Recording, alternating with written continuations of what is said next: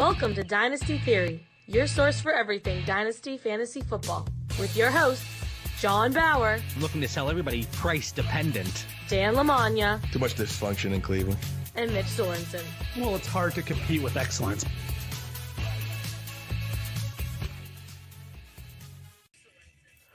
Welcome back to another episode of Dynasty Theory, a proud member of the Ross Tucker Football Podcast Network. I'm your host, John Bauer. You can find me on Twitter at The Bauer Club. And guys, it's a little weird tonight because we're doing 2 shows in 3 days. But again, I'm going to the beach next week. And I was told that I can't do a show. I wanted the pool behind me. It would have been perfect. But anyway, I am joined by my man, Dan Lamagna. That is at FF Coach Dan on Twitter. What's going on, Dan? Guys, I'm getting excited here. Like, I'm trying to, stay positive amongst everything going on. And I feel like we're just getting closer and closer to the football season. Scott Fishbowl is coming up, getting ready to represent the Dynasty Theory brand on the Ross Tucker podcast this week, the Fantasy Feast. So I'll get to talk some Dynasty there with Ross and Joe Dolan. That'll be fun. I love that. We had both of those guys on our show, and we talk about the caliber of guests that we've had throughout the summer and in the spring. And those two, they just absolutely brought it. I mean, with Ross, I don't think we could stop laughing, but even the information they brought as well was absolutely incredible. So whenever we drop this on our podcast feed, that would have happened. So if you're listening to this now on iTunes, Stitcher, Spotify, Podbean, go back, listen to our man Dan on the Fantasy Feast podcast with Ross Tucker and Joe Dolan. I'm sure it's going to be absolutely fantastic. And of course, we are joined by Mitch Sorensen. That's at Dino MC. And Mitch, have you had that Manscaped shirt on since Sunday? I don't take it off. I wear it to work.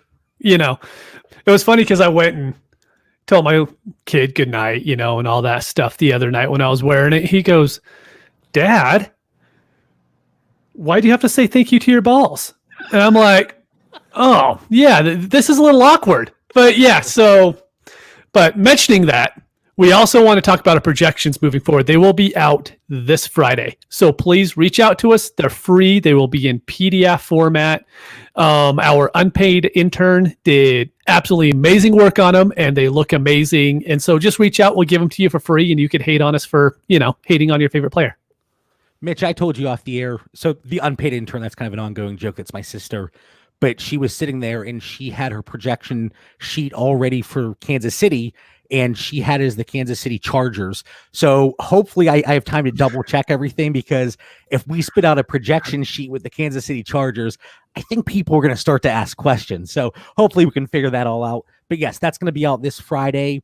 We're going to be blasting it out to people. We're going to be sharing it. I think it's going to be on the Google Drive. We'll share the link, and everything's going to be on there as a PDF with all of our rankings, projections, all the good stuff. We are also doing, we've talked about this countless times, the Dynasty League Football, that's DLF, 1-year subscription giveaway. We had a listener donate the subscription, already paid for.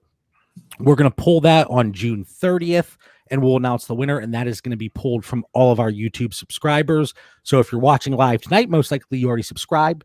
If you are listening on the podcast feed, check that out. It's just Dynasty Theory on YouTube. Now, guys, this is probably a good time. And, we did the live read for Manscaped last time on Sunday, but we're going to go back to the pre-recorded read. And, we're going to take a second here, listen to a word from our sponsor that's still going to be read by me. So enjoy. Guys, we have another great show for you today. But you know what else is great? Manscaped, who is the best in men's below-the-belt grooming. Manscaped offers precision-engineered tools for your family jewels. I know it's a little uncomfortable and kind of awkward to talk about, but let's be honest. We have all had close calls when doing a little manscaping. The only cuts we want to happen are the players being cut from our dynasty rosters. Luckily, all that danger, it's a thing of the past. And that's exactly why Manscaped has redesigned the electric trimmer and just released the Lawnmower 3.0. It's perfectly engineered, long battery life up to 90 minutes, water resistant. It has an LED light, and it's also super quiet. Of course, Manscaped is known for the below-the-belt grooming, but it doesn't stop there. Use it for a haircut or just to clean up that unruly chest hair. Guys, make your significant other happy and keep things nice and clean down there. Get 20% off plus free shipping by using code Theory20 at manscaped.com. Again, that's code Theory20 for 20% off and free shipping at manscaped.com. Go on target.com, look up a high-end razor, a high-end trimmer. They're $200, $300, even almost $400. This is $54 freaking dollars after you use code Theory20. And even though I look, a little mangled here, just because that's the way my head is shaped, the trimmer was absolutely fantastic. And, I'm not on Mitch's level or even Dan's. Mitch, your wife's a hairstylist. So, Dan and I were at a disadvantage here, So let's get into it, guys. And we kind of put the blast out on Twitter. We kind of talked about what we're going to discuss tonight. And we were talking in our chat. There are so many teams and players. It's just regurgitated and talked about on every single podcast, us included. Oh, well, guys, what do you think about the Kansas City Chiefs this year? They're going to be great. But let's talk about some of those teams that aren't going to be great. Some of those teams that most likely are going to be below 500. Some of them really high in Dan's dysfunction rating. And Dan, eventually you have to blast that out so we can talk about it. But let's start with the Raiders. And Mitch, let's start with you. But remember, it's the Las Vegas Raiders. Do not say Oakland. Yeah, so the Oakland Raiders. Just kidding. But the biggest reason why we want to bring up teams like this is last year going into the season, the Raiders were the worst team in the league, right? They were going to be awful. They might not even win a game. Ends up, they were competitive for the year. They did a good job. And that was with losing Antonio Brown, and they had no one behind him. But let's take a second and just look at them without even looking really at the players themselves. They have a great offensive line. It's probably a top 3 unit this year. They were top 6 in adjusted line yards last year, and they were top 6 in adjusted sack rate as well, and that's for Football Outsiders. So they have an amazing offensive line going into the season, and they have the exact same starters coming back. So we know the continuity is going to be there. We don't have to worry about them not practicing together because of this COVID stuff. They have competent quarterback play. They have a great running back room, and they have elite speed in the wide receivers. And they're coming in with a top 5 tight end. Why do we not like this team? Why do we not talk about them more? Well, I think part of it, and Dan, you and I, we can kind of stand here and gloat and say, we told you so. And Mitch is kind of coming around to the good side here, but everybody wants to knock Derek Carr. Quarterback 30 in terms of DLF ADP. So any of the players that we talk about, the ADP is going to be pulled from June, dynastyleaguefootball.com mock drafts. But Derek Carr, quarterback 30. And I know there is definitely some concern, but in a lot of leagues, he's going after Tyrod Taylor, who might even get benched mid-season. And you know me, I'm not a Marcus Mariota guy, so I don't think there's any concern there. We're at least going to get a full 2020 out of Derek Carr. And Dan, you've done how many mock drafts for Scott Fishbowl 10? Derek Carr in that format might be a sneaky super flex guy. Yeah, my eyes are definitely on Derek Carr. They've been all offseason as we've done many dynasty startups, and now we get ready for the Scott Fishbowl. He is high on the radar. And I think Mitch makes a great point here. When you look at the Oakland Raiders and you just zoom out, let's take the players out of it and just look at that offensive team, it has a lot of potential. The O-line's there, so the protection's there. Carr did perform well statistically a year ago with losing Antonio Brown, with Tyrell Williams being injured. Darren Waller was just coming into his own there. Renfro was a rookie. They're more experienced now. Even hopefully Jacobs is a healthier guy and has more help around him. Let's not forget the GOAT, Jason Witten, all right? But I think this is a pivotal time for the newly branded Las Vegas Raiders because, why aren't we looking at the Raiders, John? You mentioned dysfunction, okay? They're number 10 in my dysfunction rankings here. Why? They have had 11 coaches in 20 seasons. And I think that scares a lot of people away. I mean, every 2 years or less, they're firing a coach and starting all over again. But now you feel that momentum shifting a little bit. Is John Gruden, Mike Mayock as GM, are they providing hope with the new stadium? They got an abundance of rookie talent. They're building something. For the first time, I could say in the last 20 seasons where they've been recycling coaches that they may actually have a plan. So what are your thoughts on Derek Carr, Mitch? Obviously, you were on one end of the spectrum when Dan and we were kind of happy with the shares we had in our dynasty leagues, and later in startups, we were okay targeting him. But you've bashed our boy Derek several times. And, I'm sure back in the day, you probably bashed his brother. I think you have a vendetta for the whole family. But Derek Carr, quarterback 30, How do you feel about that price tag? I actually really like it. So I think he is a very good quarterback 2 on your dynasty team. The one issue that Derek Carr has is if the Raiders don't have a good season this year, he won't be their starter next year. And I don't think he's going to be able to go to a different team and immediately become the starter. He'd be like the Mariota or Jameis Winston this year, to where he's going to have to go and be a backup and have a chance for an injury to happen or something for him to become a starter again. So that's my only issue with Derek Carr at this point, because if you look at those wide receivers, the great thing about this team is we kind of know what everyone's going to do. Bryan Edwards is going to be on the outside, on the opposite side of Tyrell Williams. He's, read the wide receiver screen amazingly in college. And then you're going to have Ruggs, who's going to run everything, because he could run everything on the field and be fine. And you have Waller, who's going to be amazing. We know that Jacobs isn't going to be the one catching balls. It's going to be Rashard, and it's probably going to be Bowden. So all of these guys, we kind of know what they're going to be going into the season. And so I think we should just be willing to pay their price right now, and maybe even then some in some of these underpriced guys on the team. Yeah, John. Real quick, Mitch, you know how I am.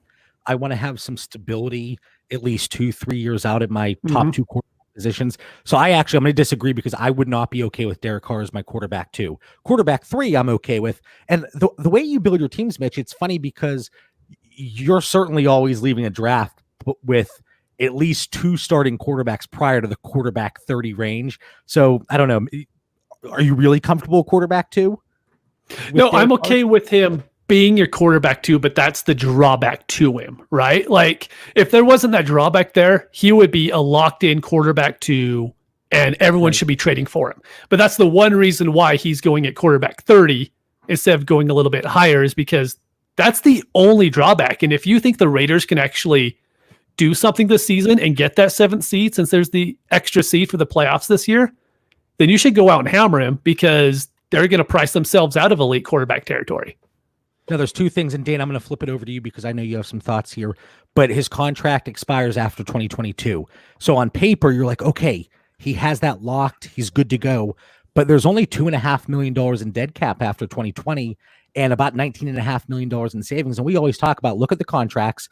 There are several resources, because if you would just ask me, hey, John, what about this guy's contract? You better believe I'm going to one of 2 sites. What is it? SpoTrack or Spot Track, however you pronounce it. And then overthecap.com. So there are plenty of resources out there for us to look at.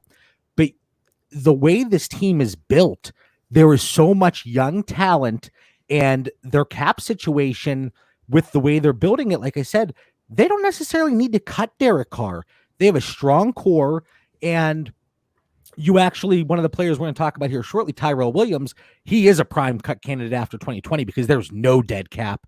But I think if Derek Carr, like you said, Mitch, if this team can win and they can at least get to the playoffs with the pieces around him, then Derek Carr could be a really interesting play beyond 2020. And Dan, I cut you off like 13 times. So over to you here. What are your thoughts? All good points. So just building on 2 of your points there on Mr. Carr. Short term, you mentioned him going QB 30. That's the value where I've been having a pleasure just obtaining him and having him as my QB3. There are some deeper leagues where I think I might have him in a 16 or 14 team league where I do have Carr as my number 2. But in many situations, I have him as a 3, and it's a nice place to be. More long-term, I definitely see him at least as a 2-year value with the Raiders based on the information you shared. Because I think the Raiders already started their rebuild. They looked at this year. They talked about getting Tom Brady. They says, nope, whatever happened along their discussions, they says, we're kind of out of that sweepstakes and we're sticking with Carr. We believe they're going to be competitive this year. And if they are, where are they going to go next year? I think they're right in the middle of wanting to win now. They have their quarterback. I don't think there's going to be anybody necessarily better on the market. And I think they're going to win too many games to be able to draft a franchise quarterback. This next guy, this is somebody that we're probably going to disagree on. And I think, Dan, you like him, but Josh Jacobs, he's right around running back 10 in startups. Contract, not an issue at all. We have the 5th-year option in 2023, so we can forget about any contract concerns. We talk about running backs constantly. Oh, this guy might hold out. Well, it's not going to happen for Josh Jacobs for a few years. So what are your thoughts here, Dan, on Josh Jacobs when you're looking at your dynasty rosters from a short and longer term perspective? I'm liking Josh Jacobs, the football player, more than I am the fantasy football player. He's got a little, not quite there, but a little bit of a Nick Chubb situation or feel to it. And that, like, I love watching the guy. I mean, he's a heck of a runner. And I mean, he's young. So I think he's good for fantasy, but I have him outside the top 12 versus, considering him RB10 there. Legit talent, but just missing the passing game work for me. And I see the Raiders putting a lot of running backs in their mix there. So I'm interested to see how that plays out. But like him more in real life than I do in fantasy, unless, as John would say, price dependent. I'm actually surprised because I thought we were going to have to argue about this. But Josh Jacobs, there's a few things. And in one of my pieces on fantasypros.com, as always, I throw out a John Bauer shameless plug. But I talked about a few things. One of them was the capped upside. And Dan, you kind of alluded to it with the comparison in Nick Chubb. And we're not going to see that heavy involvement in the passing game. Well, they talked about it early in the offseason. Hey, we want to get Josh Jacobs more involved in the passing game. You extended Jalen Richard. You bring in Lynn Bowden. You get 2 receivers. You bring in the GOAT, the 90-year-old Jason Witten. Sorry, Dan. I know you don't like to use the word. Easy. Just be sensitive. That's all. Easy. I know. Okay, boomer. Anyway, so, but, there are concerns. And then injury history. There are things with him, the shoulders and other things dating back to, I think, even high school. But there are concerns with the injuries, with the capped upside. If I'm at that point in a startup and I'm sitting there and I have the potential or the possibility to take Josh Jacobs at running back 10, what do I always say, Mitch? I'm probably going to look to trade back. Well, and price dependent. Yes, price dependent. So if it's like running back 15, sure. But otherwise, I'm looking to pivot and maybe go wide receiver, even though that might be a little early for my liking, if a quarterback slipped or if I can trade back. But Josh Jacobs at running back 10, I don't know. So you have Dan, who is price dependent, me, who I have shares of Josh Jacobs, but I'm not acquiring him by any means. I'm not just giving him away if I have him. But Mitch, where do you sit on him? I think he is the perfect example of you could look at what the team tells you, not what they're actually telling you through the media, but look at what they did through the roster. They gave Richard the extension. They went out, and as soon as they drafted Lynn Bowden, everyone was like, wait, is he a wide receiver? They go, no, he's a running back. And there's no way he's going to be a guy that gets 15 carries a game. He's a running back to catch the ball. And so although Jacobs went out and he showed at Alabama that he can be a great pass catching back, the Raiders aren't going to use him as it. So we have to look at him as a guy that we're going to bring up later. He's going to be David Montgomery for that offense. He's going to get 250 carries a year. And it's if he gets the touchdowns to carry you, then you're going to love him at that price. But if he doesn't get the touchdowns to go with it, that running back 10 price is just way too expensive right now for him. And my big concern, and you can't project injuries. And when we did our projections that we're going to release this Friday, which we've already plugged, we didn't project injuries because I don't think that we can sit here and say, oh, well, I think Josh Jacobs is going to get hurt week 10 doing this. But there is a concern with him. I think it's elevated for him compared to some other running backs we talk about with Dalvin Cook. But I can't invest in him at that running back 10 price. Now, what about the other running backs? Jalen Richard, running back 89. Lynn Bowden, running back 57. Is there any upside there? We're in a lot of 14 and 16 team leagues, like Dan mentioned. Jalen Richard, somebody I have lingering at the end of my roster. He might be valuable come bye weeks, a strike of COVID-19, if that comes into play. But there could be some upside there with these running backs. But do they interest you guys at all? Or is it just, as we did our hot takes episode last Sunday, are you guys putting up the zero here? I have mild interest. When I look at Jalen Richard, very late round flyer in deeper leagues, to your point, JB. Lynn Bowden, I mean, we're talking Dynasty. I've taken an occasional flyer on Bowden in rookie drafts. I've read some places, don't necessarily agree with it, but I've read in some places where analysts liked him better than Antonio Gibson. And, he is definitely a sleeper with talent there. And then there's also DeAndre Washington somewhere there in the mix, and that may be going really deep, but he's flashed before in Kansas City, and they signed him throughout all this as well. So there's some competition for carries. But for depth, I think you look at Richard, you're taking those running backs late. We know how thin that pool gets. And I think Bowden for his potential. Wait, real quick, go ahead, Mitch. Oh, I was going to say real quick, I agree with anything. The only thing I will add on Bowden is if you're in a league that has return yards, you want Bowden. He should immediately jump up because he is going to be a punt returner, kick returner. He is going to be everything special teams for the Raiders moving forward. So if you get any return yards at all, he's definitely someone I'm willing to have. But in normal PPR leagues, he's a taxi squad guy that I just kind of see what happens this year and move from there on him. Two things. The first one, and Dan, I'm only doing it because there are several people that I know listen to this show religiously, and they are so excited if we have any type of error, and they like to let me know. So for DeAndre Washington, you went the other way around. He's actually in Kansas City now. He was in Las Vegas. Well, Oakland previously. But do you know how, is it around the horn? Or no, part of the interruption. At the end of every show, they go through the errors that they make. Mm-hmm. We should start to do that for the next show. And that's how we could kick it off. Because I'm sure good. Listeners, they love to let us know, hey, JB. I even had somebody tell me that I said an expression incorrectly. Not even about a player, like an expression. And I was like, oh, okay. Like I'm a math major. I didn't go to school for English. I had someone in a league today say that they were yelling at their radio about my Juju take. So, that's pretty good. I appreciate John picked that up there. And I've spent so much time on the Kansas City backfield that I went there, but it's Devontae Booker that they signed in with the Raiders there. So another pass catcher to go with Jalen Richard and Lynn Bowden. And so they've got a full running back room. Well, that's okay. And the other thing before we go to the wide receivers here in Las Vegas, Bowden is going to be one of those guys, just like Kamara for me. I switch every episode. I'll say Kamara, and Bowden's going to be the same way. Today I say Bowden. I'll say Bowden next week, I'm sure. And it's you guys, you love to make fun of the way I talk. I say Toll. I still don't see anything wrong with that. Yeah, you got to play back that Manscaped commercial there for that one there. Listeners, please listen to him say that Tool and rhyme it with Jewel. That was a good classic, John Bauer. Toll and Joel. Anyway, let's find some Joels or gems here at the wide receiver position, because all of them, if you look at their dynasty ADP, Henry Ruggs, I don't even like the guy, but wide receiver 37, Lynn Bowden, Toll, running back 57. So we kind of talked about him, but then Brian Edwards, wide receiver 52, Tyrell Williams, wide receiver 100. So, guys, what are you thinking? Because, Mitch, before the draft, you liked Ruggs. Has your position changed at all? Because then you kind of went away from him. Are you coming back a little bit? And then Edwards, wide receiver 52, Williams, wide receiver 100. And then Hunter Renfrow. I just scrolled down a little bit. Wide receiver 76. So is there any value that you are looking at for these four wide receivers and you're thinking, yeah, that's somebody I want to target in startups. That's somebody I want to target in trade talks in existing leagues. What are you thinking?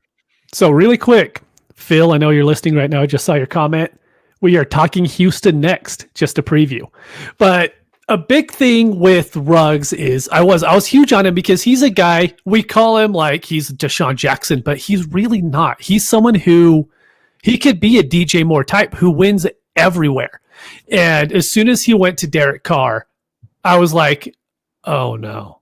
Derek Carr, the 7 yards, like at best per attempt. And so I really hated him at that point. But now, as I said, I started looking at this team more and more, and you kind of go back and look. He could be their number one wide receiver this year. He could get 5 or 6 targets a game. You have Tyrell on the other side, who's just going to be, he's not a 6 to 7 target guy. Brian Edwards maybe is, but Ruggs definitely has that in his range of possibilities. So I definitely like Ruggs at his price. You guys already know I love Brian Edwards at his price. And Tyrell, the problem with Tyrell is when are you going to play him? There's never going to be a week during the season till you're going to be like, you know what? I'm going to put him in my lineup this week because you're never going to guess those boom weeks. He's a DFS GPP play at best, and that's about it. And Phil Renfrow is dust. All right, well, we're going to disagree there. Phil also he won't see the field. It's the problem. Let me talk about Phil's comment, please. Phil also said they signed Aguilar, and Phil, in our in our Dynasty Theory Listener League, we actually spent an afternoon with a few people discussing Aguilar before the NFL draft, because this is right when he went to the Las Vegas Raiders, and he's not even in the top 100 in DLF ADP. So, Mitch, do you want to invest in Aguilar? Nope. No, me neither. And Dan, you're throwing the yellow flag. What do you want? The yellow flag was in support of you, JB, and Mitchell's anti-Hunter Renfro, whatever he was going after there. I love this Raiders receiver room, man. Going back to my coaching days and having played wide receiver, I would love to coach this wide receiver room. The upside here is tremendous, and I think you're relying on Tyrell Williams for being a veteran and that veteran tight end room that they have. But Ruggs, I love. I think this season alone, he is a player I am targeting. If I can't get Judy or Lamb, I feel very good landing on Henry Ruggs there if I can't get the big two. And I think he's going to be a big playmaker. Brian Edwards, I think, is a nice get after the best rookies go because he's just got a lot of upside. I'm really, curious how quickly he could develop. And Tyrell Williams, the Gazelle there, Mitch is right on with the DFS play. I think he's serviceable depth on our Dynasty rosters. He's not a bad guy just on your bench. See how it plays out, but nothing beyond that. You're not going to be able to trade him. But Hunter Renfro, he really flashed for me late last season there. I'm still crying a little bit because the last Millie Maker I played, I think it was like week 16, he went off and had this incredible catch at the end. If I took Hunter Renfro, I could have been in the big time winnings there. But I see him as the next Cole Beasley type for a long time. And at a very young age, if he's getting 6-7 yards a catch and getting some 100-yard, 1-2 touchdown games now and then, I don't know, man. There's something about him that I don't think he's going to give away his job that easy. And Aguilar, I think Gruden said he's versatile. He's a backup at every single position in case the injury play gets him or these rookies don't materialize. But I wouldn't be banking on him for fantasy. All right. So really quick, John, before you jump in. Oh, my mind is going, but yes. This is straight for you. How is Renfro going to see the field? You have the Gazelle on one side. You have Brian Edwards on the outside. You have Ruggs in the slot. You have Waller lined up, probably in the slot as well. How is Renfro going to see the field with those three wide receivers? And why would you put him on the field over any of those guys? Can I ask you a question? You sure can. Thank you. Every team we have talked about up to this point, and again, this episode is being released on the podcast feed next week, but today it is June 23rd.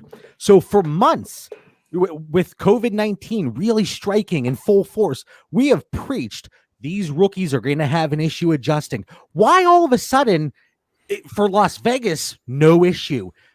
Bowden, Ruggs, Edwards, they're going to see the field. I think we are discounting Tyrell Williams and Hunter Renfro too much. Through week 4 last week, small sample size, but before his injury, Tyrell Williams was wide receiver 18. Somebody that Derek Carr actually was okay targeting down the field. He was the only deep ball threat. Is it going to be Brian Edwards? I don't think so. Is it going to be Ruggs? I don't think so because we've talked about him. And my hands are... Listen, Mitch, I'm Italian. We talk with our hands. We talk with our hands. But I think we're discounting these guys too much. And at their current price, why the heck not? Okay. Renfro, wide receiver 76. Tyrell Williams, wide receiver 100. And he's probably going to be playing for another team after this year. He's old. This might be his last go at things. I actually love them at their current price. Okay, so Tyrell Williams, name a wide receiver who was on the field when he was having those good games, pre-week 6. But again, why are these rookie receivers the only ones in the NFL that can adjust to the shortened training camp, the shortened off season? Why are they have the magic card somehow? I think that's a little bit overblown, to be honest with you. What's overblown? The rookies don't have the camp time, so all of a sudden now they're just not going to play. But the teams... You literally just talked about it 2 days ago. We talked about it with DeAndre Swift and Kerryon Johnson. We talked about it with Marlon Mack and Jonathan Taylor. I think Swift's going to take over that backfield. What was that? I've already said I think Swift's going to take over the backfield.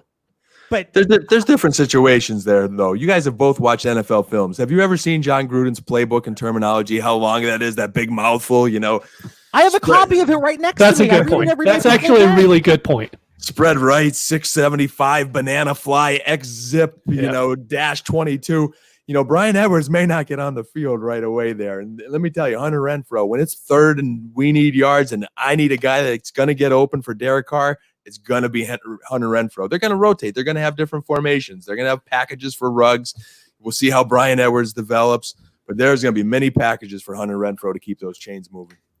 I have talked about yards per route run. Yeah, Mitch, go on mute. Go on mute because you have no rebuttal. I've talked about yards per route run. He's taking a sip. I understand. But I talk about yards per route run with these rookies and how that's indicative of future success.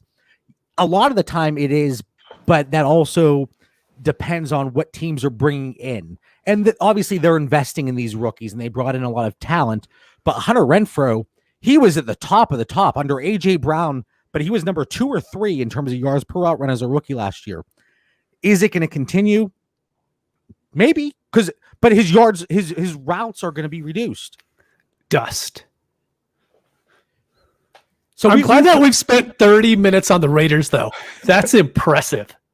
That's fine. If this is a long show, we can split it up and I can spit out multiple episodes. That's fine. But I just think that we are really discounting Tyrell Williams and Hunter Renfrow looking at these rookies when we don't want to do it with other teams. It's the same thing. I talk about it with the PFF grades. You two want to use them when it supports your argument, but otherwise you don't want to hear it. Is that not correct, Mitch? You too. I'm supporting you. Hey, put Pitfield's Spider Y Banana up on the screen for us. That's please. right. I love it. That's go. Thanks, Phil. Love it. If Phil wasn't here right now on the comment section, the three of us would just be going at it. So thank you, Phil. You're keeping peace here in the Dynasty Theory team. Let's talk about tight ends. Let's talk about tight ends very quickly, guys. You have 118-year-old Jason Witten, 1-year deal. Foster Moreau coming off the injury, rookie deal through 2022. Darren Waller, 27 years old. I love him. Love him. I've been picking him up everywhere. No dead cap after 2020. That's kind of scary. Dan, you already had the red flag up, but what are your thoughts on the tight ends here? I just wish everybody in Twitterverse there would. I mean, did you have to open up the tight end preview with 102-year-old Jason Witten there? I said 118. He's mature. He is mature, but he needs to be getting more love than he's getting here. But anyway, Darren Waller, I'm with you. Love him. I think, after the big three and Waller, I trust for the next 3 years there, my tight end 5. I loved watching him last year, and I think he is still the guy in Vegas. And then, Jason Witten, again, just guys, please handle, his situation with respect and dignity for the GOAT there. I'm still having trouble having him leave Dallas. But at the end of your draft, he's a backup that could retire on my roster or maybe someone else's. But, just respect the GOAT. Dan's going to be the guy that trades for Jason Witten after he retires just so he can have Jason Witten's corpse on his roster. Mitch, real quick, Darren Waller, no dead cap after 2020. He signed through 2023. So again, on paper, that contract looks great. You hear 2023, he's secure until he's 30 years old. Is there any worry that he's not a Raider after 2020? I'm not too worried about it because if you just look at his catch rate, I mean, we talk about Michael Thomas's catch rate because he catches everything, right? I mean, Waller had a Michael Thomas-esque catch rate at 117 targets. He had almost 80% catch rate, which is insane because he averaged like 10 yards a reception. And Waller moving forward, I love him moving forward. I mean, if we're going to cut Ertz back, and we're going to say Ertz isn't going to be part of the top 3 or top 4, he is going to be a guy that we could immediately put into that range. I don't know if there's any other podcast, any other show, or people on Twitter that are going to use Darren Waller's name and Michael Thomas's name in the same sentence, but Mitch Sorensen on Dynasty Theory managed to do it. My only concern is that 2020 dead cap situation. There's nothing after it. So I do think Foster Moreau, I had him a lot coming out as a rookie, and I liked him. If you were in a tight end premium league, if you were in a league that you had to start 2 tight ends, shove it, Dan. I see you saying dust over there. Foster Moreau was a very viable option in 2019 prior to the injury.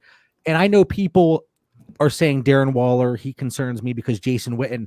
I think the Jason Witten signing says a lot more about Foster Moreau's situation and where his development might be and his recovery.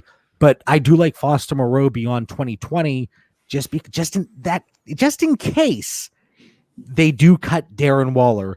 Is the possibility high? Probably not.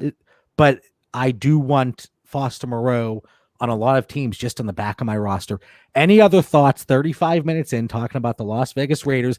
And Mitch didn't say Oakland once. So I think that's one last thing I'll bring up is I think it's not about the Raiders. It's about other teams moving forward. When we're talking about dead cap, just like Sean brought up earlier, if the team is in a financial struggle, then dead cap actually matters. If they're the Saints or the Eagles, the dead cap matters because they could be like, oh, we have to cut this guy to make room.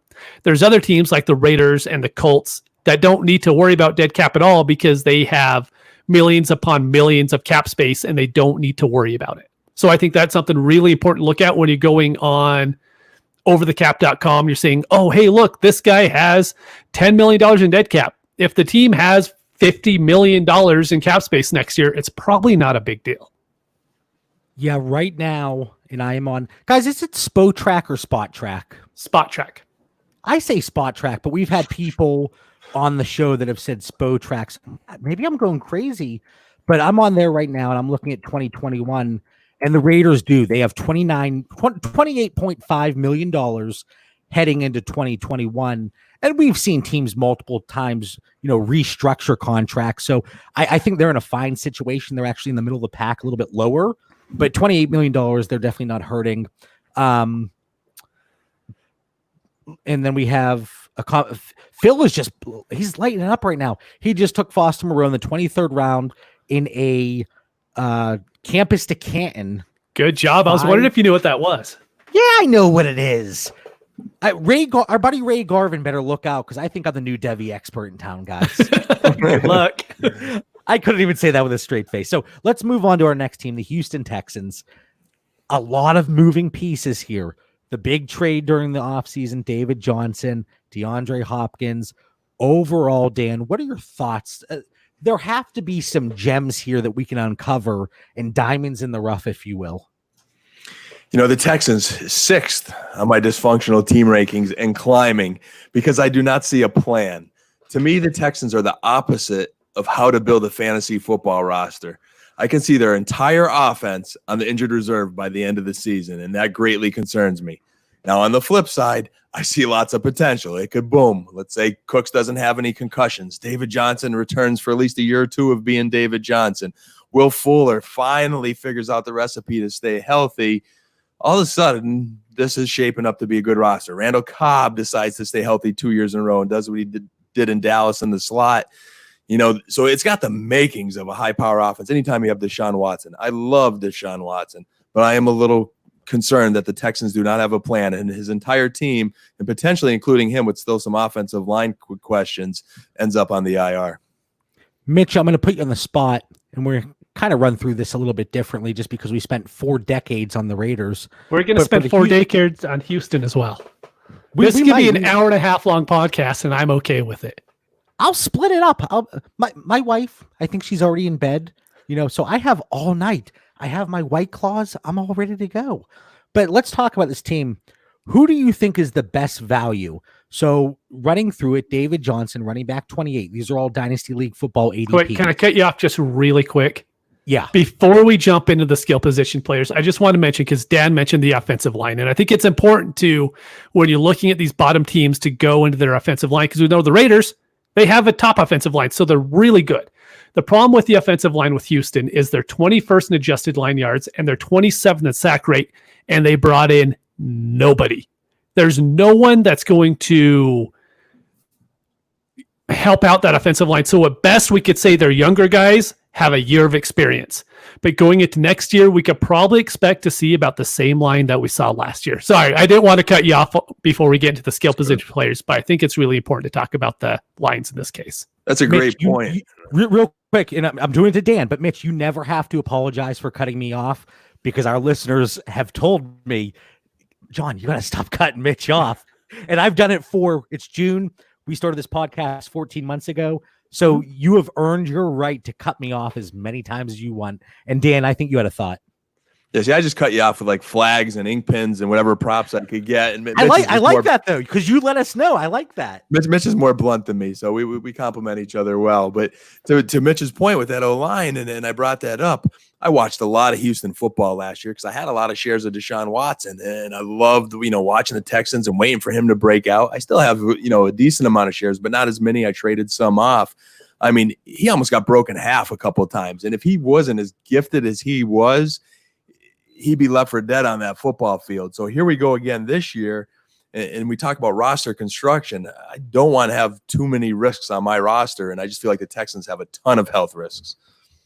And before we get into more dynasty talk, Deshaun Watson, he's one of those quarterbacks. If you're in the Scott Fish Bowl, there is concern there because the sacks, the incompletions, interceptions, obviously. But Deshaun Watson, I don't feel comfortable taking him at quarterback 5. I don't want to take a Kyler Murray. The guys I love, Drew Brees, Matthew Stafford, Matt Ryan, maybe that offensive line's a little bit better this year. But the guys that are boring, I think, are the guys that really excel in Scott Fish Bowl this year. Our boy Mitch, Daniel Jones. I want nothing to do with my man Josh Allen. I love the guy, but I don't want him in Scott Fish Bowl just because of the funky scoring. And, we always talk about Scott on the show, and we talk to him through DMs, and we love the guy, but he always wants to mess with everybody with this scoring because it gets our minds all jacked up, especially us, because we're always talking like, oh, what do you think about this guy? Normally I love him, but now I don't want to look at him at all. And I think Deshaun Watson, based on where he's going to go in that Scott Fish Bowl, he could be somebody that's I'm fading a little bit. But yeah, Mitch, get into the position players here. Okay, so you're asking about a guy that I would want that's who's the best value? It's David Johnson. So really quick, I hate just reading off my notes, but I won't be able to remember all the numbers. So I'm just going to read real quick. So if you look at him before his injury, in week 1, he had 25 touches and a score. Week 2, he sucked, but it was on the road against Baltimore and everybody sucked there. So it's not a big deal. He had week 3, 17 touches and a score. Week 4, 19 touches and 8 of them were receptions. Next game, he had 20 touches and 150 yards. He was very good until he got injured week 7. And I think we're all forgetting that because he looked awful after that back injury. But you could even look at the offensive line. The offensive line for Arizona is far worse than the offensive line for Houston that he has this year. You told us how bad Houston's offensive line was. So what does that tell us about Arizona? Exactly. I mean, he's moving into somehow a better position with Houston's offensive line, which is weird. But if you could get past the injuries and you look at him as a 1-year guy to where if he has a big year, you could get immediately value and then just trade him as soon as you can. I think he's someone who could end up winning you a dynasty league this year. And you're getting him at such a low cost that I think it's worth it to take the chance. Now, someone asked me in a 14-team league earlier today, would you trade a 2021 first for him? And I said, as a contender, I would. Yeah, if it's a later first in a 14-team league, I don't mind that. And it's funny because whenever Justin from the Father Son podcast was on here, we talked about a trade, and it was David Johnson for like a first and second. And we won't name him, but we bashed the guy that made the trade. And now we're sitting here in June, and you're saying you're okay with it. And I think guys like David Johnson, Todd Gurley, maybe I wouldn't move a first for David Johnson, but I think those guys, they're being disrespected because of how they finished 2019. And again, a John Bauer shameless plug. I might do a JBSP. That might be a hashtag. But the next piece I'm going to write for Fantasy Pros is about recency bias and what we saw at the end of 2019, for better or worse. How should we be reacting based on that? And I think you can find a lot of value in startups right now because of that and what we've seen. Dan, over to you. Wide receivers. Brandon Cooks, wide receiver 42. Will Fuller, wide receiver 51. Your man Randall Cobb, wide receiver 91. Kenny Stills, wide receiver 77. Kiki, not even available. He's not even being drafted. Dust. And then Isaiah Coulter, wide receiver 104. Out of those receivers, not necessarily who's the best value, but who do you think is a value? It could be all of them. It could be one of them. So who do you think? I'm glad you segued to receivers for me because I wanted to argue with Mitch a little bit as far as the best value on this roster. David Johnson, we have him at RB 28. You mentioned I see him more like RB 38. I think you take him and you hope for 1 to 2 good seasons, and I don't think you get much more beyond that. Will Fuller would be my guy here. Wide receiver 51. I think of him more like wide receiver 37. So I think there's a lot of value there and a lot of upside. I'm going to gamble one more time here. I'm going to go to the well on Will Fuller that he could figure things out and stay healthy. And I think the upside is enormous. I think we're looking at him as the number 1 wide receiver in Houston and being better than Brandon Cooks. Free agent after 2020. So he's playing incentivized. He just has to figure out how to stay healthy. But when he has been healthy, wow, he has put up some points. Will Fuller has been so freaking good when he's healthy. But can we talk about Brandon Cooks for a second? Wide receiver 42. He's about to turn 27 years old, going into the prime of wide receiver age. If his injuries, if they weren't concussions, we would be looking at him much differently, because he's missed like 2 games in the last X amount of years. I don't know the exact amount of years, but he's missed 2 games, let's say 3 or 4 years. If that is any other injury, he's still a top 24 receiver in my book. The talent is there. So I actually think he's the better value. But again, Will Fuller, if he's healthy, he's a stud. He needs 3 catches to go nuts in a game. That's it. But I'm going to tell you right now, and Mitch, this is going to get you excited, because it's going to kind of make up for the mistakes you made last year with him. Duke Johnson, running back 59. And I kind of shouted there, if David Johnson goes down, Duke Johnson is a league winner. I'm telling you right now, he is going to be a league winner. Write that down. Dynasty Theory podcast, live on YouTube, June 23rd. Hits the podcast feed, June? Let me look at this calendar. June 29th, maybe 28th. If I get a little antsy, I'll spit it out early. See how many drinks I have on the beach next week. But Duke Johnson, he's going to be a league winner if David Johnson goes down. I really like how we talk about Houston's backfield, and in January, everybody's like, any running back that goes to Houston is in such a great spot. And then it's David Johnson, and no one mentions his name for the next 6 months. Like, we just forget about him. And I agree. Tweet about that today or yesterday, I think? It was last week, but, I'll take full... I'm good with that. I'll just keep repeating the takes over and over, because there's such great takes that I want to give up on them. But Cooks at the 10:07 is great. I love that. Our guy Phil here, and thanks for sticking with us here, Phil.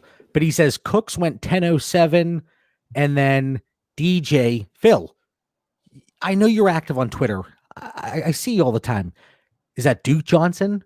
David Johnson? I'm assuming it's David Johnson, but you got to know better than that, Phil. Come on, DJ, which one? But DJ 1101, Fuller 1103. I'm assuming it's a 12-team league. I don't hate any of those. I think one of these wide receivers is going to be a monster this year, and it's going to be who stays healthy. I don't understand how it's Cooks in your guys' books. Like, he's complete fade for me. How many concussions does he need to have for you to draft him in Dynasty? And how much more of a career are you going to get out of this guy? Wait, there's got to be someone better hold than on. Cooks. Dan, time out real quick. I get on Dan all the time. Our listeners know that. Mitch, in our group chat, you know that. But I'm going to feed your ego.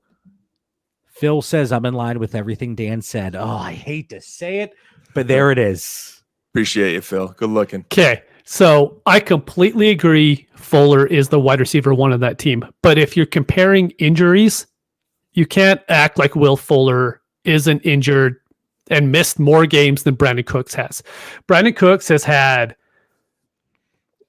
before like the 2019 offensive horrendous season that the Rams had, he had 4 consecutive seasons with 1,000 yards on 3 different teams, which is amazing. I don't think we can even name another wide receiver who's done that. But Will Fuller, he's also, when he's healthy, he gets 7 targets a game. He had 7 or more targets in 7 out of his 11 games last year. So I think going to the season, Fuller is definitely the wide receiver 1 on the team. But Cooks has the opportunity to exceed that, because Cooks has been good everywhere. Why does everybody keep trading Brandon Cooks, though, Mitch? No one wants him anymore. Wait, Dan, real quick. I see the flag. We're going to get to you. It's for but Cooks. Chris Gapes, comment on the chat. Can we buy a Super Flexology t-shirt? And do they have a Manscaped logo on them? No, Chris, you cannot buy them. This is limited edition, only one ever made. Shout out to our unpaid intern as a Christmas gift. But, the value increased the minute I put it on.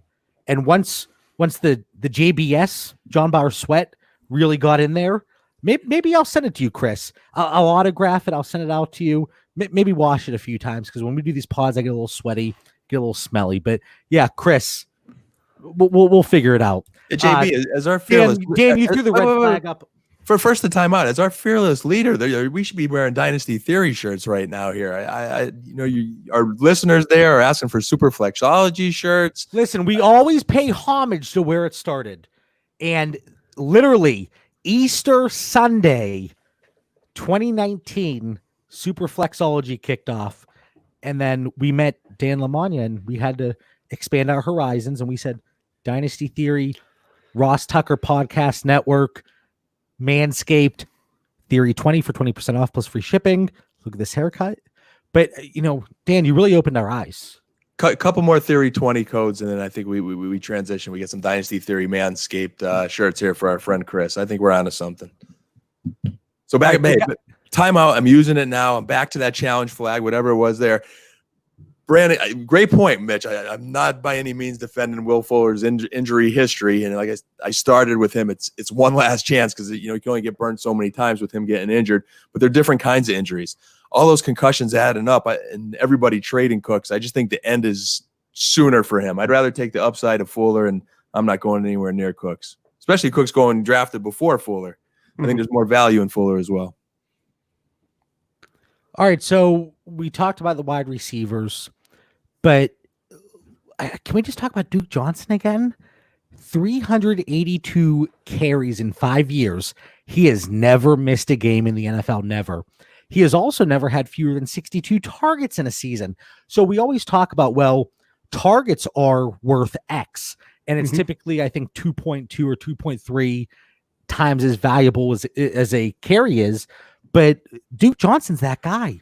But if David Johnson stays healthy, and Mitch, this is a conversation that you and I had during our projection, and maybe we'll spit something on YouTube, kind of like the projection section. I think it's clever. I'm sure everybody else has done something similar to that name. But if David Johnson stays healthy, this is the same team that for some reason, and I don't know why, wanted Carlos Hyde to be the lead back and gave him every opportunity. David Johnson is better than Carlos Hyde. He can catch the ball. He might be in store for a really big season as long as he stays healthy. Right. Like, I'll bring up the NFC East teams because they're in such that it's going to be a high scoring division. We say the same thing about the NFC South, right? But then you look at the AFC South, you have Tennessee, the Colts, the Jags, and Houston. Like, none of those teams you're really worried about scoring 30 points on you. So that's my biggest worry with someone like Duke, is he could get the receptions, but how many shootouts is he really going to be in each year so he could go out and get 5 or 6 if David Johnson gets hurt? But if David Johnson gets injured, Duke Johnson, he has to be the lead back. Who is it? Is Karan Higdon? Buddy Howell. Oh, yeah. That's all they got. And then one last thing. Again, let's get through the tight ends very quickly. Fells, Waring, Akins, anything? A lot of people were excited about Waring. You look at playerprofiler.com, his bars, they're this high. He's an athletic monster. But is that really going to translate into this offense? I just want to touch on those tight ends because they are intriguing. That I feel like they're Kansas City's backfield. I've spent so much time dissecting those tight ends, seeing who might rise from that group. And you didn't even mention Jordan Thomas, who was the guy going into camp last year, had a good camp, then got injured and was never able to regain his job. But I just think you draft whoever falls to you in each league and just take one of them. And I think someone might pan out. I like Fells the most. They signed a 2-year contract extension. Deshaun Watson really complimented the work ethic that he's put into the team, and they've got really good chemistry, and he's going to get touchdowns. He seems to be their red zone guy. Waring is the maybe dynasty sleeper there. He's young. He's got athleticism. He's just a raw talent that I think is going to take time to develop as a tight end, but he seems to be working hard as well, from what I hear. And I think Akins is a little bit of a thorn in the side. I think he's probably the least relevant. And I just keep an eye on Jordan Thomas. He did flash last year and before he got injured. Waring certainly is the Twitter darling. He was a 3rd-round pick last year. And in a recent Fantasy Pros article, I talked about second-year tight ends and what they did in 2019. Well, Waring, he was out the entire season. So 3rd-round pick, athletic profile is there, opportunity is there with all these moving pieces. He could be somewhat interesting. But before we get to our last team, which is the Chicago Bears, this is the most important question of the night because you guys know me. Every once in a while, I have to make it about myself. I change my camera angle here. So if you're live on the YouTube feed, it's a little higher. Phil, Chris, whoever else is watching live, do you like this angle right here? Or do you prefer the in-your-face Dan, Mitch? I want to know what our listeners think. So I'll let you guys drop that in the chat, or you can say, JB, go to hell. But the last team, Chicago Bears, Mitch, don't point at me. So last team, Chicago Bears, again, there's some moving pieces, but still some familiarity. But the biggest piece is Nick Foles coming in. So, Mitch, I'm going to start with you. Looking at the quarterback situation, and this is something we had to look at when doing our projections, what do you think is going to happen? Do you think either of these two quarterbacks, Foles or Trubisky, they're of value? And do you even care? No, I don't think either of them are worth owning unless it's a miracle spot week 6 and your other 3 quarterbacks are injured. The problem, I think Foles is going to be the starter. I think we could be pretty confident in that moving forward. The problem is, as we saw in Jacksonville, as Dan's brought up earlier, he's a statue. Like, he doesn't move at all in that backfield. And you look at the offensive line, they were 29th in adjusted line yards. They were 21st in sack rate. The only addition they made was getting Jermaine Ifedi from Seattle to plug him in Kyle Long's spot. So there is nothing we could see moving forward to say like, hey, this offensive line's going to be good. I think putting Foles in the backfield actually hurts the sack rate more. So I could see him dropping from 21st to like the bottom 5 in the league. And your only hope moving forward is they could just run block a little bit better. But like you brought up the quarterbacks, I like Foles. You know, he's better than Mitch Trubisky. That's about the best I could say about him. But neither of them are going in the top 36 of quarterbacks and startups. Again, you prefer Tyrod Taylor to Nick Foles? I didn't know Tyrod was going higher than Foles. Yeah, but I wouldn't have either of them is the thing. I mean, that goes into your roster construction point is you should have 3 starting quarterbacks that are better than Nick Foles and Tyrod Taylor. If that's who you're choosing from, then yeah, you should probably go with Foles at that point. And Dan, I'm gonna turn it over to you in 1 sec because I kind of have a 2-part question for you. He is wound tonight. Nick Foles. What'd you say, Dan? I says you're wound tonight, man. How many energy drinks did you have before the show? So back in my younger days, in my 27, 28, when I was a spry young buck. So I was 20 years ago now. I was drinking 3-4 Red Bulls a day. Shocking. I think we're all shocked by this. And I think it's still in my system. Mm-hmm. But the one day at work, and I have a desk job, I had 4 Red Bulls, and I'm not kidding. I started sweating. And it was not hot in the office. It was one of my first days at that job. And I really thought people were going to think, what is going on with this guy? Because I was literally, I was there a week. And I was dripping sweat because I had 4 Red Bulls. My heart almost jumped out of my chest. It's having flashbacks tonight. PTSD here. PTSD. But, you know, I lost my train of thought here. Oh, no. So Nick Foles, the only thing...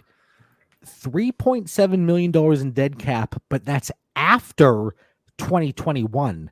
So I do think we could get 2 years out of Nick Foles. And whether or not you like him or not, there is, at that price, it's all gravy. So there's 2 questions I have for you, Dan. I want to hear your thoughts on the quarterbacks, and I think we know what they are because, again, you talk about PTSD. You have PTSD. Hey, guys, this is me, Dan, and Scranton with Dak Prescott behind me, my DFS rosters, because I want to talk about DFS every 2 seconds. They were blown up because of Nick Foles. I lost so much money. So I want to hear your thoughts on the quarterbacks, but then I also want to hear your thoughts. Mitch made a really good point. Nick Foles is a statue. Does that kind of benefit players like David Montgomery and Tariq Cohen? Is he going to dump it off? Nick Foles, he loves using the running backs. So that could benefit them. The running backs are like the only positive thing other than A-Rob I could find on this roster. The Chicago Bears, it's kind of sad. I almost feel bad for Bears fans because there's such great tradition in that organization, but they're 13th on the dysfunctional rankings as they're moving up because life after the legendary Coach Hallis and Coach Ditka, it's concerning. I mean, there's not been a lot to celebrate other than, a couple of competitive rosters for the Bears. But right now, I'm curious of what their plan is. Nick Foles, for me, we said outside top 36 along with Trubbs.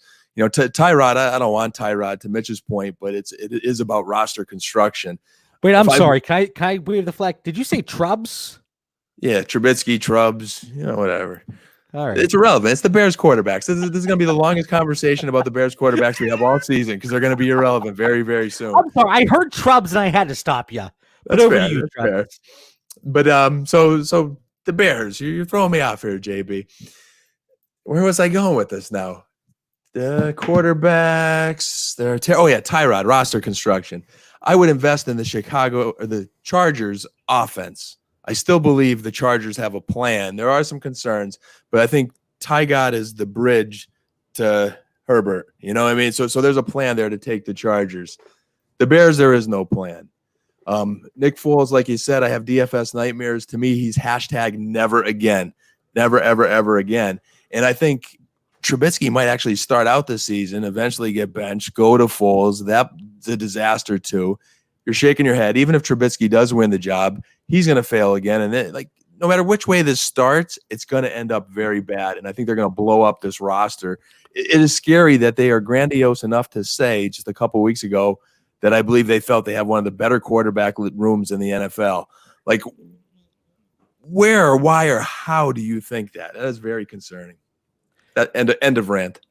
And when we did our projections, you talked about that they might flip back and forth, and I shook my head. But I do think Nick Foles starts the season, but because there is that question mark, I think, Mitch, we slated them as Trubisky getting 4 starts, Foles getting 12. So are we really confident in either? No. But at their current price, I do like Nick Foles outside of the top 36. But the running backs, guys, does the quarterback situation help them? David Montgomery, Tariq Cohen, I know where I have them. I know where we have them in our projections. But, Mitch, what are your thoughts there? Montgomery, running back 22. Tariq Cohen, running back 39. So the Montgomery coming out had everything you could want for a rookie running back. He got 267 touches last year, which if you get that as a rookie, you're really excited about it. The only problem is he had 3.7 yards to carry. So if he could up that at all, and if the offense is a little bit better, I think he could actually, give you what his cost is. But a big thing about Cohen, and it's something that I didn't even notice until I started really looking into him for this podcast. And I know John really dove into the Foles throwing to the running back comparison last year for the Jaguars.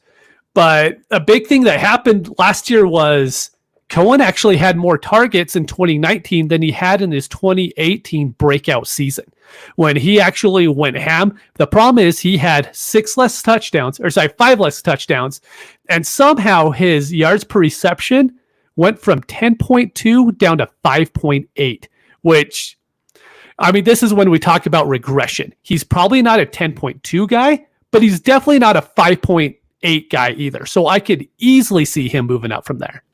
This is when the best of our two worlds come together, and it's too bad John's having hot flashes and had to leave for a moment to miss this, but he'll play it back. But this is when our worlds of analytics and film study come together.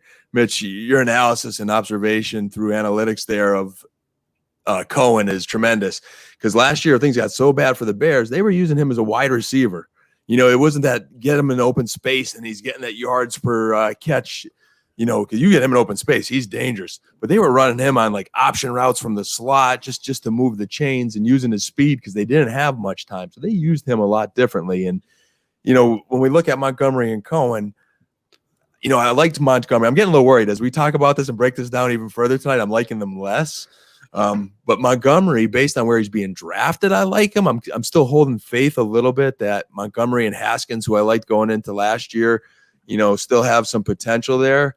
But I drafted Monty and Cohen as a combo in best ball. Cohen, I look in that James White, Duke Johnson class of running back depth and bye week flyers. But outside of that, John, you missed a great segment while you were gone. We do our best work when you leave the room. I know you're having a hot flash from those energy drinks. But Mitch had a great analytical take on Cohen, realizing the yards per catch weren't there. And then my film study came in, and they're using him as a slot receiver. I can't wait till you play that back. Go ahead. I don't have to, because you both know it was my first Father's Day. I got the AirPods. Oh, I forgot. I didn't realize that. So while I was going to the restroom, because I have all of these seltzers, these hard seltzers, my bladder is getting smaller and smaller. He's so wound he can't even make it through the show. I can't. We hit an hour. I'm like, either I have two choices. I let you guys know to keep it rolling, and I relieve myself, or I sit here and I go to the bathroom in my chair. But I'm not going to do that. Guys, how bad is the Bears? Think about that. Think about that division this year. The Vikings are, they're ready to win now. The Packers still have Aaron Rodgers. Your Lions are sneaky. Mm-hmm. Oh man, the Bears, I don't see how they compete at all in this division. No. But no, while I was upstairs with my AirPods, I some of the notes that Mitch had on Tariq Cohen, I kind of had similar notes.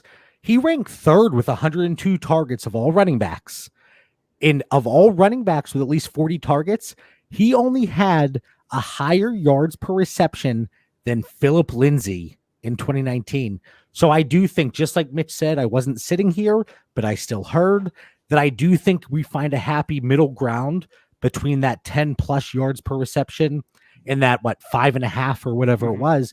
So at running back 39, Tariq Cohen, I think everybody forgets that if you ask people who ranked third in running back targets in 2019, I don't think Tariq Cohen would be on most people's radar. So I think he's a good value. David Montgomery, I love the usage. We have him at running back 16 in 2020. I think we all agreed, liking Monty's value of where he's going and see how, he could be a benefit. But as we talk through this deeper, I'm wondering if Cohen could be the best Bears running back this season. Because if they stack the box, you put 8 in the box and challenge the Bears to pass, and they can't figure it out and get that passing game going, dump off to Cohen all night. They're going to find ways just to get the ball out of the quarterback's hands. I think both outperform their ADP here. I think so too. See that. Because the one good thing about Montgomery is he's going to get every single red zone touch if he's healthy. I mean, Cohen isn't going to get a carry inside the 5-yard line if they could help it. So Montgomery could get all of those. The only problem is how many times will the Bears be within the 5-yard line?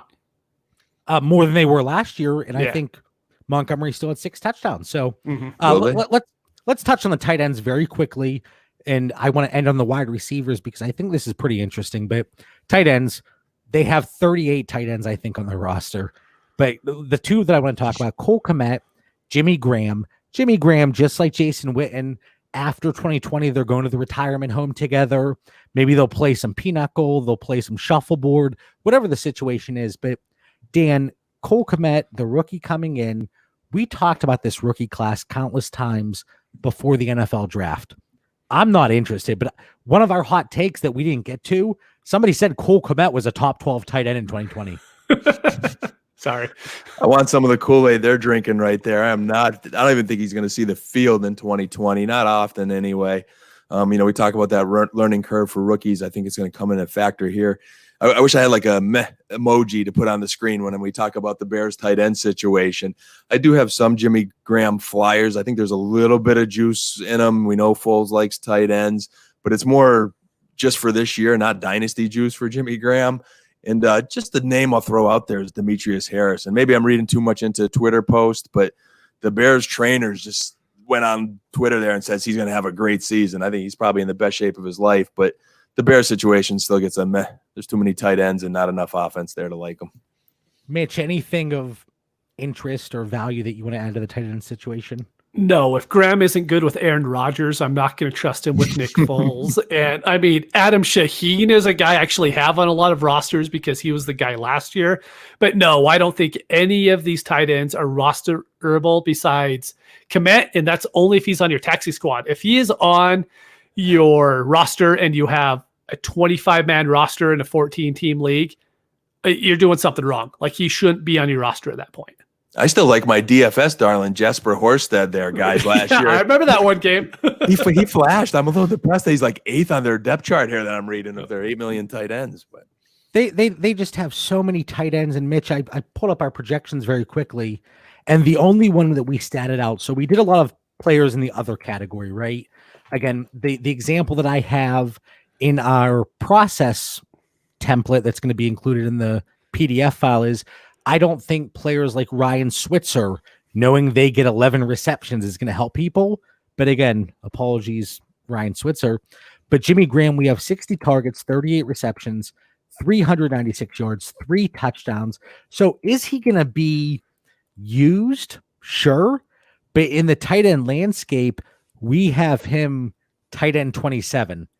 So unless you're in a Jimmy Graham premium league, you're probably never going to start him. But guys, let's end the show here before we get to our final thoughts. Well, JB, one last one. I know we're long, but Mitch has been locked in with this. I'm just curious a little bit as we talked about the Bears running backs, beating their ADP. Mitch has been talking a lot about teams telling us what they're going to do. What do you see, Mitch, with 8 tight ends here on this roster? I mean, a lot of, obviously, 2 tight end, 12 personnel there. What are you seeing? What do you think with that? I think that's actually a really good point, because if you look at their wide receivers, they have nobody. They have Anthony Miller and Allen Robinson and nothing. I mean, Gabriel's not on the team anymore. They brought Ted Ginn in. Exactly. I mean, and how many snaps is he going to get over the other 2? Like, I could easily see them moving to 12 personnel just to try to help the statue that is Nick Foles, try to stay upright for more than 3 seconds. I am pulling this up right now. Dan, you have a thought? Yeah, you could definitely see a lot more carries based on that personnel, a lot more play action, and again, trying to protect those quarterbacks. And I will forever remain curious, maybe at least for one more year, if Riley Ridley or Javon Wims could ever become relevant. Yeah. Well, quickly, I was trying to pull up sharpfootballstats.com, but it does not seem like it's really loading right now. But like you guys said, I would be interested to know the amount of 12 personnel they ran in 2019. And Mitch, maybe you can pull that up pretty quickly here, but that is something to look at. So if they're looking to run more 12 personnel and the lack of depth they're bringing in, Mitch is shaking his head. Get off mute, join the party. No, it's not pulling up. It's not pulling up at all. All right, let's see here. Yeah, it's all good though. I think everybody's trying to jump on there, but that's something that we'll look into, and maybe we'll tweet it out or throw something out there. But if they ran a significant amount of 12 personnel, then maybe that's something they're looking to do here in 2020. And there's nobody behind David Montgomery and Tree Cohen. Nobody. So it's something that we should keep our eye on. And I know David Montgomery, he's not the sexy pick. And I know a lot of people, they look at yards per carry. David Montgomery's not the sexy player when it comes to yards per carry. But the 2 guys I love here in 2020, David Montgomery, Le'Veon Bell. They're guys going well outside of the top 12 in startups, well outside the top 12, that we can slate in, if they're healthy, for 240 carries, 250 carries. So I want to end on the wide receivers here, guys, because I do think there's some value here and it's interesting. Allen Robinson, wide receiver 14. Anthony Miller, wide receiver 58. And then you have the slew of guys, Ted Ginn, Riley Ridley, Javon Wims, Carterell Patterson. What do you guys think? Mitch, anything there that really stands out to you? Really quick, I'll just mention Anthony Miller. I was surprised that he had 85 targets. I think if you went out and asked anybody, they would never say he had 85 targets last year. And so I think he's a solid wide receiver 2 for the Bears, and he's going to see 90% of the snaps on the field, which is good. But I don't think the Bears offense is going to be very good. But someone we can talk about is Allen Robinson has proven no matter who his quarterback is, he's going to be close to a wide receiver 1 if he's healthy. I think his floor, absolute floor if healthy, is 145 targets and 6 touchdowns. And that's the bare minimum that he's going to get this year. And I think he's locked in as a wide receiver 1. We have Allen Robinson as wide receiver 5. And you talked about Anthony Miller. 5 out of the 6 weeks between weeks 11 and 16. Again, I know it's a smaller sample size. He saw at least 85% of the snaps week to week. So in 5 of those 6 weeks, he was wide receiver 17 during that stretch. And with Taylor Gabriel out, I know they brought Ted Ginn in and they have those other guys behind them. I don't think there's any concern that he's going to see the field. Is he going to be wide receiver 17? Probably not. But getting him at wide receiver 58, that screams value. And people might say, okay, he was wide receiver 17, so Allen Robinson must have suffered during that time. He was wide receiver 4. And we have A-Rob as wide receiver 5 here in our 2020 projections. Dan, do you have any thoughts on the wide receivers? Yeah, just can the fantasy gods fix Allen Robinson's quarterback situation so we could see what he's truly capable of? That would be a beautiful thing to see. Definitely a targeted player in the top 20 for sure, despite his quarterback situation. Other than that, you guys covered it all. I mean, Anthony Miller, if he slides enough to me, I'll take him, but that's about it. I think Anthony Miller, he's a wide receiver 3. I think that's kind of his, I don't want to say ceiling, but with the amount of depth that we have at the wide receiver position, wide receiver 3 at the wide receiver 58 price tag, and his contract expires after 2021. But Allen Robinson, he might be out of here, guys. He's a free agent after 2020. So, Mitch, you're shaking your head. They'll sign him. I mean, who else are they going to have on that team? They have nothing. Like, skill position wise, who do they have besides Allen Robinson at this point, really, who could carry the load for him? But I don't know if that's up to Chicago. I think you can be as loyal as you want, but money's going to talk. And if the offer's elsewhere, because he's not a restricted free agent, right? They could franchise him. Who else they get a franchise on that team? Sorry, go ahead, Dan. No, young enough for one more good contract in Chicago, I think.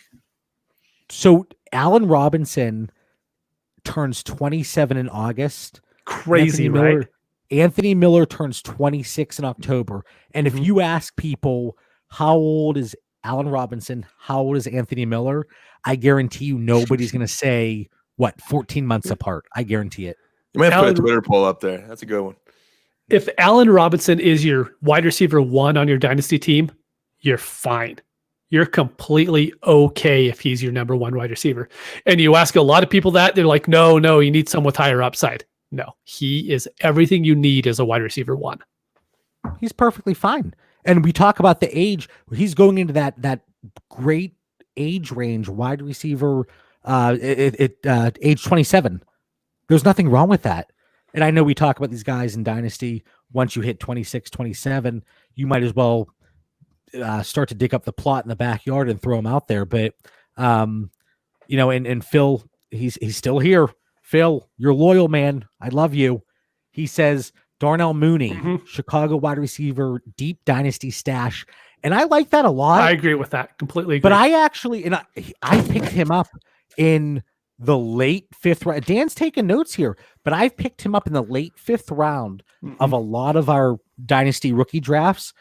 I would have liked it a lot more if they did not bring in Ted Ginn, personally, because I think we could have possibly seen a more immediate impact. But like we always say, where you're getting Mooney, it's not going to hurt you at all. Yeah. So, guys, before we move on, any other thoughts on the Bears, Raiders, Texans? If I told you guys we're going to talk for 80 minutes about 3 of the teams that people hate, I don't think you would have believed me. We dig deep here at Dynasty Theory. We dig deep. And I know Mitch, he's thinking, JB, you talk too much. We should have shaved some time off of this. Nope. Well, you could have shaved some time off of it with a lawnmower 3.0 from manscaped.com. Theory 20, code Theory 20. We have had several people, league mates, people on Twitter. Hey, guys, I bought the product. And it again, $54, you could have a haircut just like this. every 3 weeks. Take care of it. The nose trimmer, the nail set, the groin spritzer. That LED light is underrated, if you have poor lighting at nighttime. So just saying. And then I used it in the shower and it was fine. It was perfect. Okay. My attorney supported it and purchased one supporting our podcast. And he sent me a message today. He said it's also the official sponsor of his 49ers. So, NFL teams are on with Manscaped here. You can't go wrong. There you go. But we want to hear not stories, not specifics, but we would love to know if you invest in the product. I'm telling you, go on Target.com. I did. I was doing research. $300 for a high quality trimmer. This is $54. So we have no other thoughts on these three. The way I phrased it was ugly teams with potentially sexy dynasty assets. So guys, you know what this takes us into? Final thoughts. And again, we are so high tech and savvy over here at Dynasty Theory. But I think we start with Mitch on Sunday. Dan, let's start with you. What's your final thought here for the listeners? So many thoughts, and I don't know where to go. Between how many energy drinks you've had tonight, JB. No, they're White Claws. I think we've, helped our listeners hopefully win some money as we give some more tips in Dynasty. I think we save them money with Theory 20. And hey, just keep following us on Twitter. We appreciate everybody listening to the show. So I'll be on the Fantasy Feast this week with Ross and Joe. Looking forward to that and getting closer to Scott Fishbowl. So a lot to look forward to, gentlemen. And again, if you're listening to this in the podcast feed and you're not watching on YouTube prior to this Thursday, go back, listen to Dan on Fantasy Feast with Joe Dolan and Ross Tucker.